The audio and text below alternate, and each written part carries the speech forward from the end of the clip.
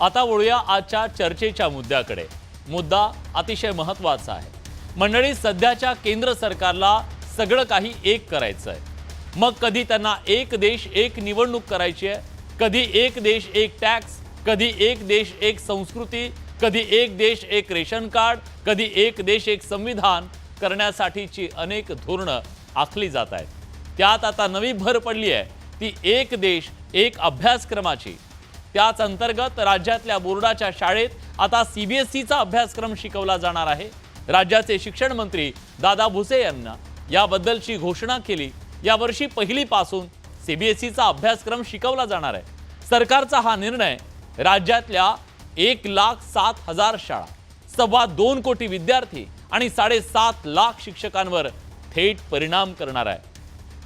एका पिढीवर परिणाम करणारा आहे, पुढच्या पिढ्यांवर परिणाम करणार आहे असं म्हटलं तर वावगं ठरणार नाही। सरकारचा हा निर्णय इथल्या बोर्डाच्या अस्तित्वावर सुद्धा प्रश्नचिन्ह निर्माण करणार आहे। त्यामुळे या प्रश्नावरून राज्यात एका नव्या चर्चेला तोंड फुटलंय। गेल्या काही वर्षात इंग्रजी शाळांकडे पालकांचा ओढा वाढला। एवढंच काय, सीबीएसईच्या ग्लॅमरनं सुद्धा पालकांना भुरळ घातली। अशा वेळी सीबीएसई पॅटर्न बोर्डाच्या शाळेला एक जीवनदान देणारा ठरेल का? हा निर्णय घेताना सरकारनं पुरेशी तयारी केली आहे का?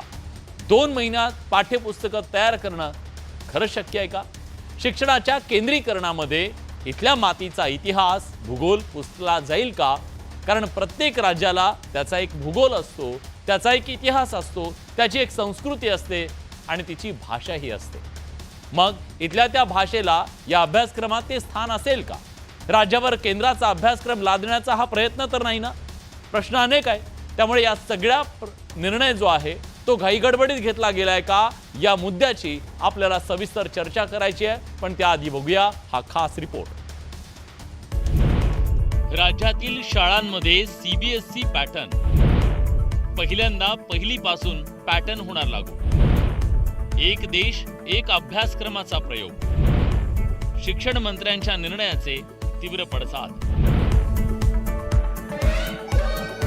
यंदाच्या शैक्षणिक वर्षापासून स्टेट बोर्ड शाळेतील विद्यार्थ्यांच्या अभ्यासक्रमात सीबीएसई पॅटर्न लागू करण्यात येणार आहे। यावर्षी केवळ इयत्ता पहिलीसाठी हा पॅटर्न लागू होणार आहे। राज्यातील विद्यार्थ्यांची गुणवत्ता वाढीला लागावी या हेतूनं सरकारनं हा निर्णय घेतल्याचं राज्याचे शिक्षण मंत्री दादा भुसेंनी स्पष्ट केलंय। त्यामुळे आता जेडपीच्या शाळेत सुद्धा सीबीएसईचा अभ्यासक्रम शिकवला जाणार आहे। इयत्ता पहिली या वर्गाच्यासाठी सीबीएसई पॅटर्नवर आपण त्या ठिकाणी जाणार आहोत। येणाऱ्या वर्षभर आपले जे काही शिक्षक बंधू भगिनी आहेत, अधिकारी आहेत, या सर्वांना सीबीएसई पॅटर्नच्या साठी प्रशिक्षित करून मग पुढच्या वर्षाच्या मध्ये 2 टप्प्यांमध्ये पुढचे जे वर्ग आहेत त्याच्यामध्ये सीबीएसई पॅटर्न आपण अडॉप्ट करणार आहोत। येणाऱ्या शैक्षणिक वर्षात पहिलीसाठी सीबीएसई पॅटर्न असेल तर पुढच्या वर्षी 2 टप्प्यात दुसरी, तिसरी, चौथीच्या विद्यार्थ्यांसाठी सीबीएसई पॅटर्न लागू होईल असं शिक्षण मंत्र्यांनी स्पष्ट केलंय। पण राज्य सरकारनं घेतलेल्या निर्णयावर विरोधकांनी मात्र टीका केली आहे। सीबीएसई पॅटर्न अडॉप्ट करत असताना जी काही आपल्याला 30% स्थानिक सवलत आहे, त्याच्यामध्ये आपल्या महाराष्ट्राचा इतिहास, आपल्या महाराष्ट्राचा भूगोल, आपली मराठी या भाषेला त्या ठिकाणी प्राधान्य देण्यात येईल। स्टेट बोर्ड जे महाराष्ट्राचं बोर्ड आहे, जे या देशातलं सगळ्यात उत्तम बोर्ड आहे, ह्या बोर्डमध्ये सीबीएसई बोर्ड चांगलं आहे, एसएससी बोर्ड चांगलं आहे। मी स्वतः एसएससी बोर्डात शिकलेली आहे। माझी मुलं एक आयसीएसई एक सीबीएसई अशी शिकलेली आहेत। हे ऑप्शन्स हे असले पाहिजेत ह्या मताची मी आहे। आणि आपलं महाराष्ट्राचं जे स्टेट बोर्ड आहे शिक्षणाचं, त्याचं काय पुढे होणार याचं उत्तर मीही शोधते।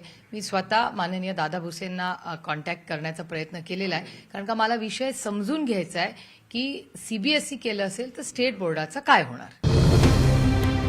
शिक्षण मंत्र्यांनी निर्णयाची घोषणा केल्यानंतर त्या विरोधात पडसाद उमटू लागले। राज्यातील मुख्याध्यापक संघटनेनं सरकारच्या निर्णयावर आक्षेप नोंदवलाय। जर आपण 1 एप्रिलला शाळा सुरू केल्या आणि मध्यंतरीचा काही गॅप देऊन दिवाळीपर्यंत शाळा सुरू ठेवल्या तर जवळजवळ 70% अभ्यासक्रम हा पहिल्या सत्रामध्ये पूर्ण होईल, त्याच्यावरती पहिली सत्र परीक्षा होईल आणि फक्त 30% अभ्यासक्रमावरती दुसरी सत्र परीक्षा होईल. मूल्यमापनाच्या प्रक्रियेमध्ये अशा प्रकारची विसंगती किंवा असमतोल हा कधीही योग्य ठरणार नाही. सरकारनं सीबीएसई पॅटर्न लागू करण्याचा निर्णय घेतला असला तरी त्यातून काही सवाल निर्माण झालेत.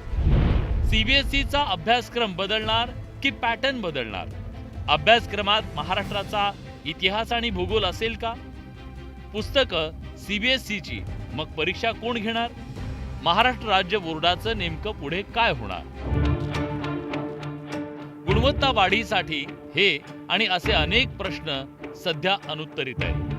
गुणवत्ता वाढीसाठी अभ्यासक्रमात केल्या जाणाऱ्या बदलाचं स्वागत केलं जात आहे, पण तो करत असताना त्याच्या अंमलबजावणीतले अडथळे, त्यातली अस्पष्टता आणि कुणालाही विश्वासात न घेता घाईघाईत निर्णय घेतला गेल्याचा होणारा आरोप, त्यामुळे या निर्णयातून एक वादंग उभं राहिलंय. Bureau report, news 18 Lokmat.